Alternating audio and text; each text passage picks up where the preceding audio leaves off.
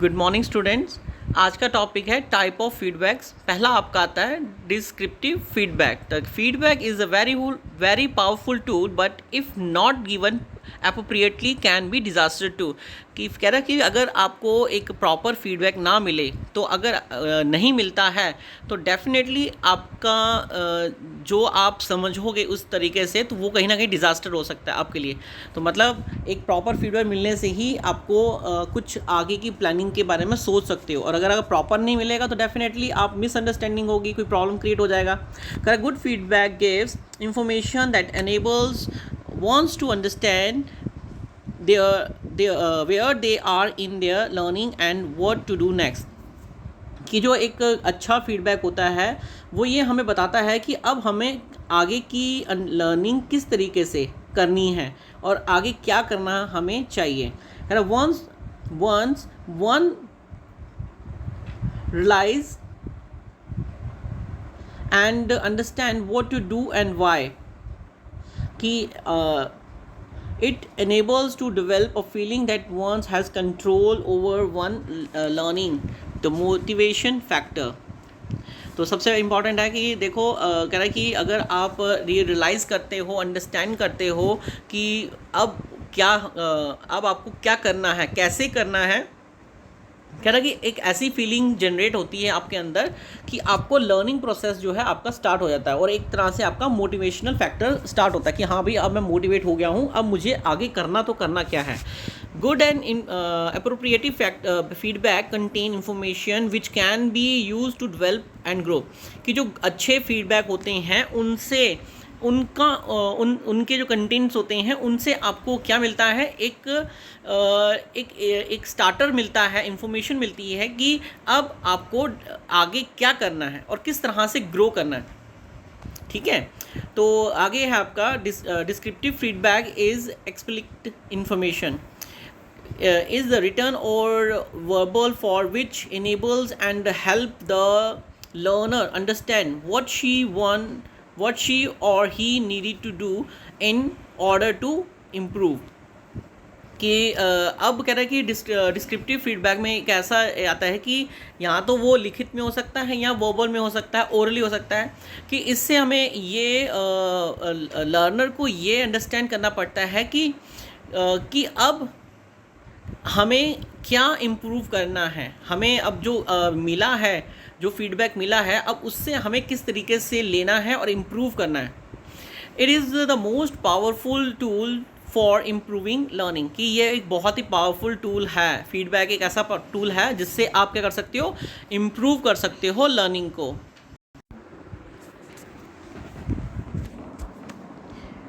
Deficiency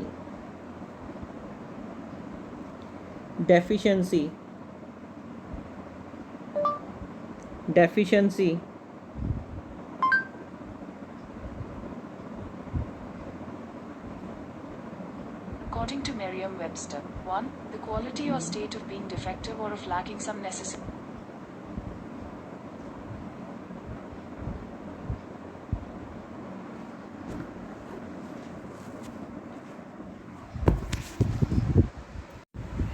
और ये आपके जो रिसीवर है वो ये भी हमें बताएं कि वो किस तरह की फीडबैक, कोई कमी अगर तो नहीं है आपके इंटरेक्शन में, तो वो इस चीज़ को भी ले, हमारी कमियों को भी बताएं, तब जाकर एक प्रॉपर फीडबैक बनता है।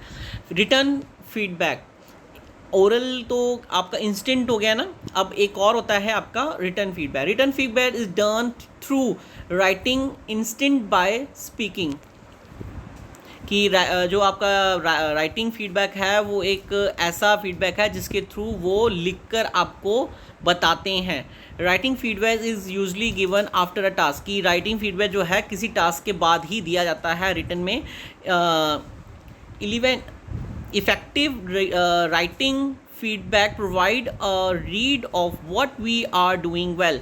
कि आपका जो वगैरह इफ़ेक्टिव, आपकी जो राइटिंग फीडबैक है वो बहुत इफ़ेक्टिव होना चाहिए, क्योंकि वो आपके रिकॉर्ड में रहती है कि व्हाट वी डू वेल, कि अब आपको क्या करना है, व्हाट वी डूइंग वेल, कि अब आपका जो कर रहे हो वो किस तरीके से कर रहे हो, and what need improvement and suggestions next step, वो आपको आपके जो रिकॉर्ड्स हैं वो एनालाइज करने के लिए वो रखते हैं, वो इम्प्रूवमेंट करते हैं, सजेशंस लेते हैं और आगे क्या करना है ये स्टेप भी सोचते हैं। Writing feedback balance the evaluative process, कि जो आपके अपना राइटिंग फीडबैक होता है वो बैलेंस करता है, जो आपका कहते हैं राइटिंग फीडबैक होता है वो आपके द्वारा लिखे गए प्रोसेसिंग को, जो आपने नोट्स मेकिंग किया होगा उसके मूल्यांकन भी करता है, ठीक है। In main role in the assignment process is to smoothen the process of learning, कि इट्स मेन, इसका जो मेन रोल ये है कि ये असेसमेंट करता, असाइनमेंट प्रोसेस होता है जो स्मूथली चलता है लर्निंग प्रोसेस में। To the two primary way is which written feedback help to effective learning as are as follow, कि जो आपका टू प्राइमरी वे है जो कि आपके रिटन फीडबैक को और ज़्यादा फैसिलिटेट करते हैं। तो क्या है, कह रहा written feedback providing concurrent explanation of grades reviewed, the person get an opportunity to reflect on understand the specified reasons for their current level of achievement grades, कि रिटन फीडबैक जो है एक हमें ऐसा प्रोवाइड करता है कि आप एक ऐसा ग्रेड रिसीव करवाता है कि आपने जो भी पर्सन को लिखा है तो वो एज अ रिकॉर्ड होता है, तो पर्सन को अपॉर्चुनिटी मिलती है कि वो अपनी लिखी हुई थिंग्स को अंडरस्टैंड एंड स्पेसिफाई रीज़न दे सके और उनको जो अचीवमेंट करना है उसके बारे में वो ग्रेड दे सकें। It provide a bridge from current performance to future performance, कि ये एक ऐसा ब्रिज है जो आपकी करंट परफॉर्मेंस से फ्यूचर परफॉर्मेंस पे डिपेंड करता है, by understanding how they are performing now, कि आज वो अंडरस्टैंडिंग करता है कि अब की बार वो कैसा परफॉर्म कर रहे हैं अभी, and how they can improve their performance in next assignment, कि वो किस तरह से अपनी परफॉर्मेंस नेक्स्ट असाइनमेंट में किस तरह से अच्छा इम्प्रूव कर सकते हैं, whether in the same course और डिफरेंट कोर्स, कि चाहे वो सेम कोर्स ही क्यों ना हो, चाहे वो डिफरेंट कोर्स ही क्यों ना, अपना बेटरमेंट के लिए वो आगे किस तरीके से बढ़ते हैं ये ज़रूरी है। ना वो कहता है feedback struggles can vary in timing, सबसे पहले एक टाइमिंग है कि in their way, when given and how often, फिर कुछ पॉइंट्स दे रखे हैं कि providing immediately feedback to knowledge of facts right and wrong, कि सबसे इम्पॉर्टेंट है कि इसका जो फीडबैक में आपने सुना और उसी वक्त तुरंत आपकी नॉलेज के हिसाब से आपने जो भी फीडबैक दिया है, चाहे वो राइट एंड रॉन्ग है, वो आप इमीडिएटली प्रोवाइड कर सकते हो। Daily feedback delay feedback slightly for more comprehensive receiving और student things and process, कि अगर आप अपने फीडबैक में थोड़ा डिले करते हो तो जो स्टूडेंट हैं उसको सोचने की टाइमिंग मिल जाती है और तब वो अपनी सोच की टाइमिंग में रहते हुए कुछ अलग प्रोसेस में लिख सकता है, इंस्टेंट नहीं देना है उसको। Never delay feedback beyond when it would make a difference to students, कि कभी भी हमें फीडबैक लेते समय हमें डिले नहीं करना चाहिए, इट वुड मेक डिफरेंस, अलग अलग स्टूडेंट्स का अलग अलग फीडबैक हो सकता है। Providing feedback as often as it particular for all major assignment, की जो आपका फीडबैक है ऐसा पर्टिकुलर है कि आप अपने फॉर ऑल मेजर असाइनमेंट के लिए आप यूज़ कर सकते हो। अमाउंट के ऊपर दे रखा है इन्होंने, तो how many points made and how much about each point. तो कह रहा है कि सबसे पहले प्रायोरिटीज़ है, pick the most important point, कि अगर आपके पास पॉइंट लिखे हुए हैं तो सबसे पहले सबसे इम्पॉर्टेंट पॉइंट को पिक करें। Choose point that related the major learning goals, कि सबसे पहले आपको ये भी देखना है कि आपको वो पॉइंट चूज़ करना है जो आपके गोल के लिए सबसे इम्पॉर्टेंट है। Consider the student development level, और ये भी ध्यान रखना है कि आपको कंसीडर करना है कि स्टूडेंट का डेवलपमेंट लेवल जो है वो भी इंक्रीज़ करे। फिर आपका है मोड में आपके जो मेथड्स आते हैं oral, written and visual demonstrations हैं।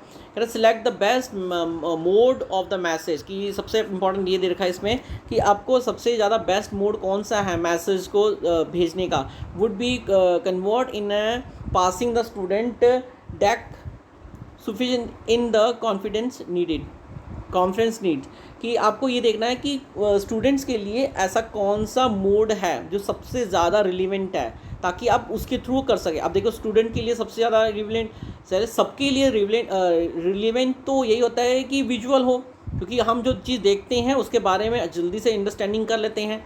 तो effective feedback is best when possible, आपको ये ज़रूर ध्यान रखना है कि जो आपका फीडबैक हो वो बहुत ज़्यादा इफ़ेक्टिव हो, ताकि आपको एक बेस्ट पॉसिबल आउटपुट मिल सके।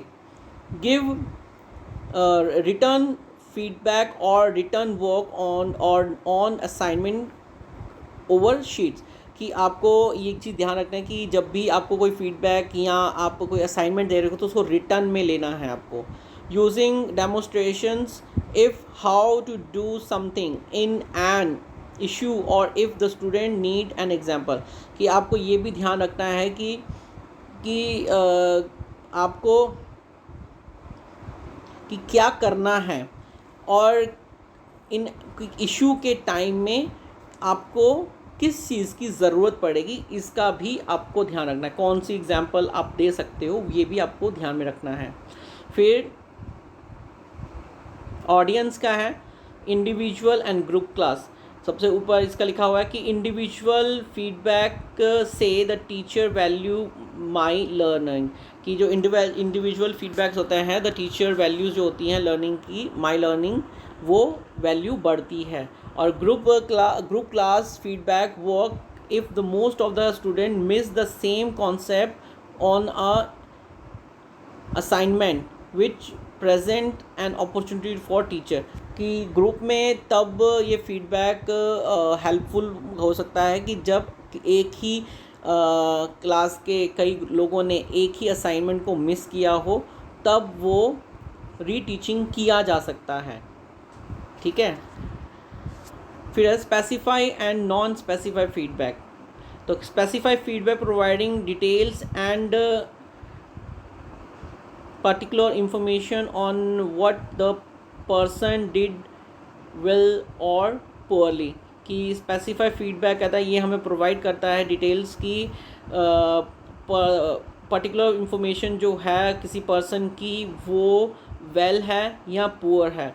For example they were the way you crafted these articles to fit together to take the client through the sales process is very good, कि एक तरीका है क्राफ्ट कि आप एक आर्टिकल क्राफ्ट करें और वो आपके क्लाइंट के थॉट के साथ कितना मेल खाता है और आपकी सेल्स प्रोसेस के लिए वो कितना ज़रूरी है, इसको ध्यान रखना है।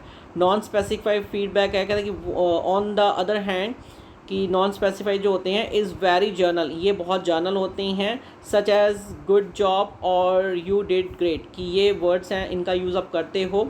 It is usually not very helpful for receiver, कि ये यूजली जो होते हैं रिसीवर के लिए हेल्पफुल नहीं होते हैं, सॉरी ये नहीं होते हैं, as it created the impression that you have not through in depth about their work, कि इससे ये पता चलता है कि आप जो हो अपने वर्क के प्रति कितने अंदर तक गए हो, अंदर मतलब आपको कितना उसके बारे में नॉलेज है, ये बताता है वहाँ पर।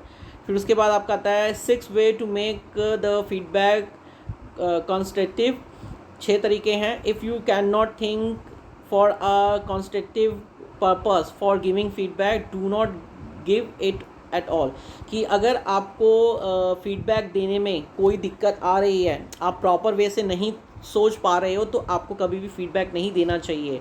Focus on description rather than judgement. आपको जो मेन आपका फोकस होना चाहिए वो डिस्क्रिप्शन में होना चाहिए, जजमेंट के ऊपर नहीं होना चाहिए। Focus on observations rather than inference, कि आपको ऑब्जर्वेशन के ऊपर फोकस होना चाहिए। फिर कह रहा focus on behaviour rather than person, कि पर्सन पर ध्यान नहीं होना चाहिए, उसके बिहेवियर पर आपको फोकस होना चाहिए। Rather refer to what an individual does rather than on what you image she और ही इज़, कि आपको ये ध्यान ज़रूर देना चाहिए कि वो जो बंदा है वो किस तरह से वर्कआउट कर रहा है, किस तरह से वर्कआउट किया जा रहा है, मतलब कि वो आपको कैसा बिहेवियर दिखा रहा है, ये इस पे आपको फोकस होना है। Providing a balance of positive and negative, आपको जो एक अगर शीट तैयार कर रहे हो तो आपको बैलेंस रखनी चाहिए, पॉजिटिव और नेगेटिव दोनों की। Be aware for feedback overload, आपको एक चीज़ का ध्यान रखना है कि फीडबैक जो है वो ओवरलोड ना हो जाए। ओवरलोड मतलब एक ज़्यादा ऐसा ना हो जाए। Select 2 or 3 important point you want to make and offer back feedback about others point, कि आपको देखो ओवरफ्लो तभी होता है कि आपके पास बहुत सारे पॉइंट्स हों। आपको क्या करना है कि जो पॉइंट्स आपको दिए गए हैं उनमें से जो बेस्ट फीडबैक आपको मिला है उनको सिलेक्ट करना है और उन्हीं से ही आगे की प्रोसेसिंग को लेकर चलना है। तो these are the points. So that's all about your chapter. तो आप अच्छे से वीडियो को देख लीजिए, अंडरस्टैंड कर लीजिए, चैप्टर स्टडी कर लीजिए। और सेम आपको जैसे मैंने बोला ही है, इस चैप्टर की टेस्ट योर सेल्फ की MCQ true false fill in the blanks और एप्लीकेशन बेस्ड आप बुक में ही करेंगे और कॉपी में आपको शॉर्ट आंसर्स करने हैं। ठीक है, थैंक यू।